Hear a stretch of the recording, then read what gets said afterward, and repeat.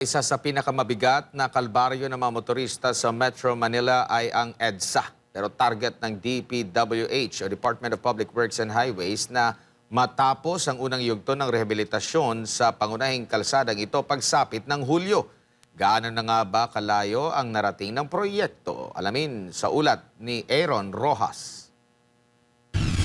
Mula sa matinding trapiko tungo sa inaasahang ginhawa, iyan ang target ng rehabilitasyon ng EDSA na ngayon ay halos 50% na ang natapos. Araw-araw libu-libong sasakyan ang dumaraan sa EDSA, kaya't anumang sira sa kalsada ay agad na nararamdaman ng mga motorista. Kaya naman puspusan ang ginagawang rehabilitasyon ng Department of Public Works and Highways sa pinakaabalang highway sa bansa. Ayon kay DPWH Secretary Vince Dizon, halos kalahati na ang natatapos sa Phase 1 ng proyekto. Saklaw nito ang bahagi mula Rojas Boulevard sa Pasay hanggang Orense sa Makati, kung saan isinasagawa ang asphalt overlay at concrete reblocking. Tapos na rin ang pagkukumpuni ng EDSA busway habang tuloy-tuloy ang pagsasaayos ng mga bangketa.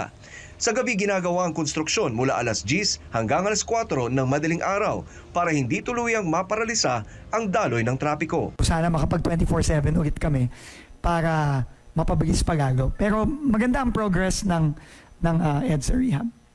So, in fact, quite advanced yung progress. Hindi lang Phase 1 ang pinaghahandaan, nasa final stage na rin ang preparasyon para sa Phase 2 mula Orense, Makati hanggang Cubao, Quezon City.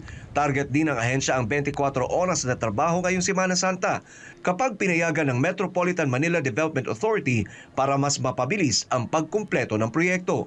Aminado ang kalihim, kailangan hindi lang kalsada ang ayusin, kundi pati mindset sa pagpapatupad ng mga proyekto. Sa ngayon, hinihingi ang pag-unawa ng mga motorista sa pansamantalang abala.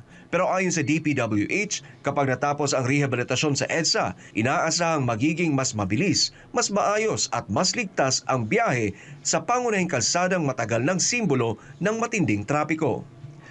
Para sa Diyos at sa Pilipinas kong mahal, Aaron Rojas, SMNI News.